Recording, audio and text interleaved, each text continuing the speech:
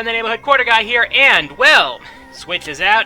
Breath of the Wild is pretty dang awesome. And, instead of dwelling on that right now, I guess it's time for a little bit more of a wish list from me. Stuff that I would love to hope to see on the Switch in its lifetime, instead of, like, ragging on any hardware or gushing about Breath of the Wild. Let's talk franchises. One thing I want to see on the Switch, and something that I admit would be possibly a perfect fit for the Switch, I might have brought this up before, Custom Robo. First off, it'd be a game that would make for perfect esports. I mean, the customization of robos, the different battle strategies you might have, the possibility for both online and local multiplayer with the Switch's setup. Not gonna lie, Custom Robo has a lot of possibilities. Question is whether we better as a free-to-play or as a full retail title with occasional DLC updates. Metroid. I think Rabbit Luigi said it best. We don't hate Metroid games. We hate Metroid games that fail to deliver. I mean, Other M, I'll admit, is a guilty pleasure for me, and Federation Force is basically just But the thing is, Fed Force had a little teaser at the end of it, hinting at a future Metroid title. I really hope something good comes of it. Another franchise I'd like to see brought back, Star Tropics. I mean, we haven't seen it since the NES, and even then it was never released in Japan, just in America as far as I know. Now is about the perfect time for a new Star Tropics to be released. To be made. After all, Kid Icarus Uprising got a new sequel after 25 years, so why not Star Tropics? I mean, timing's just about right for it. F-Zero. I mean, come on, who wouldn't want to see a new F-Zero game be made? I mean, yeah, we got Fast Racing Neo on the Wii U and Fast RMX, but playing it may be a good way to scratch the itch, but it just doesn't replace the original. Just as long... Now, yeah, I would love to see a new F-Zero game, as long as they give us a choice of control schemes instead of just cramming in motion controls and forcing us to use them. I'm looking straight at you, Star Fox Zero. Yeah, speaking of Star Fox, I have a lot of ideas on how, if a new Star Fox game is made, that it could be made good. For one thing, just like F-Zero, an actual choice of control scheme, whether to use motion controls or not. I mean, that was a major complaint about Star Fox Zero, the fact that we were forced to use motion controls, and I can honestly see where the people are coming from on that. I mean,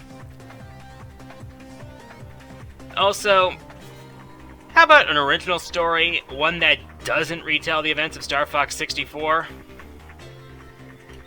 which was a retelling of the events of the original game?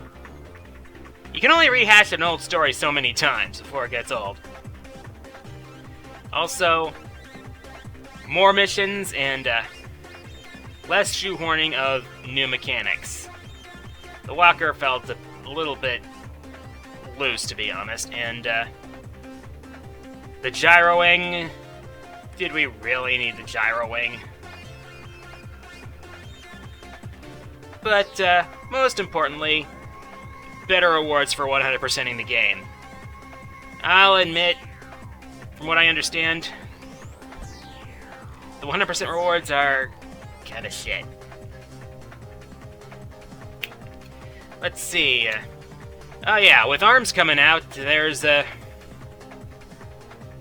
good place for a new Punch-Out game.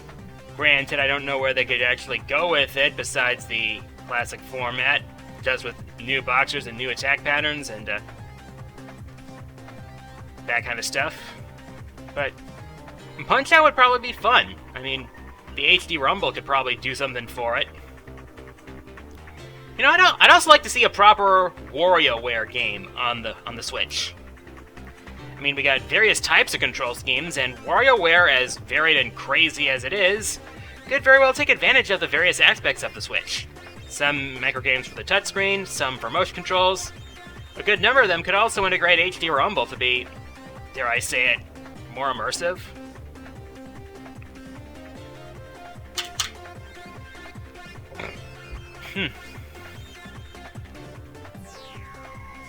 Well, I think that's all I got for now, for a wish list.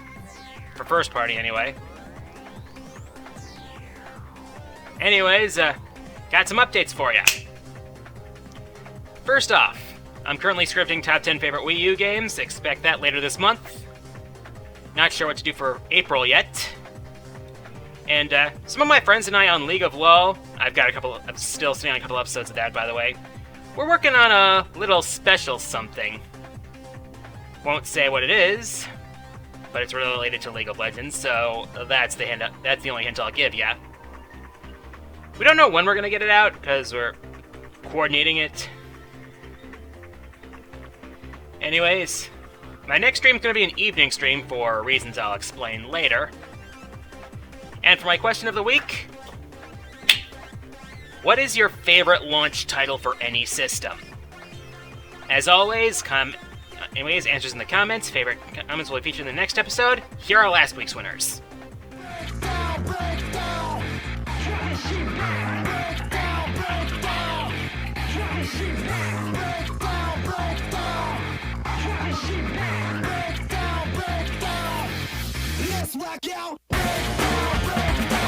And with that, time for the fourth wall mailbag. As always, send me your questions via YouTube comments, and I'll answer my favorite questions on the next episode. First question this week comes from Mitch Katrensky, who asks, is there any reason you don't talk about Metal Gear as often as other Countdown artists? Fair question. It's quite simple, really. I haven't really played it that much, to be honest. I keep meaning to play it, but, thing is, other games keep getting in the way. I mean, when you're balancing YouTube, 9-to-5 job, and a lot of games, some games just fall by the wayside.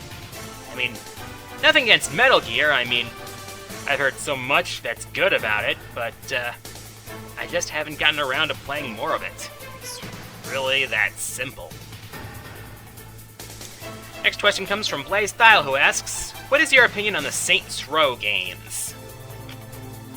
Well, I haven't played any of the Saints Row games, though that is likely to change very soon. In fact, the reason I'm hoping to move next Saturday's stream to the evening is because I'm actually looking to start Saints Row 2 on stream. Yeah, the recent poll I had, people really wouldn't mind if I played more mature-rated games, like stuff like Saints Row. Actually, if you've been on Steam recently, you might have you might have seen the recent Saints Row sale. I mean, it was quite a bargain, to be honest, so figured now's as good a time as any to try, especially considering how ridiculous I've heard the third and Saints Row 4 are, as well as Get Out of Hell.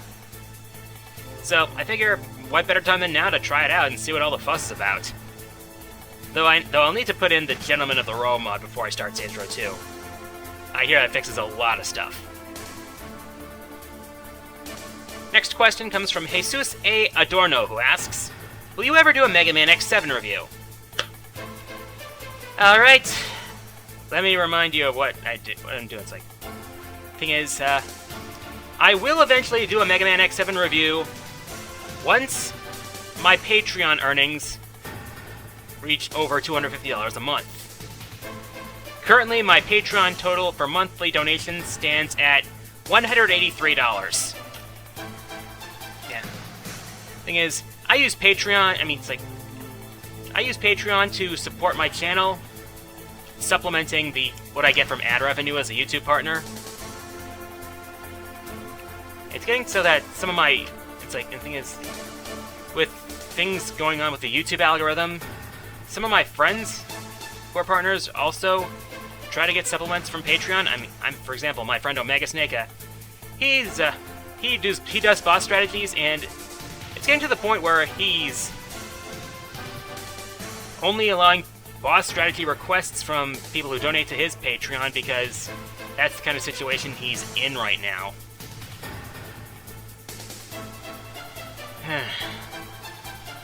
It's a tough situation sometimes.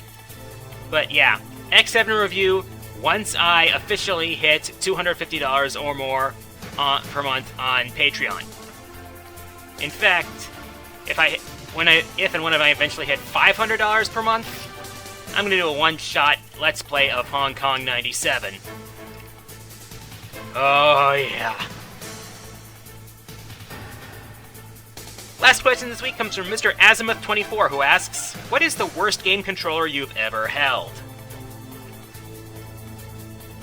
Unnecessary size, thy name is the original Xbox controller.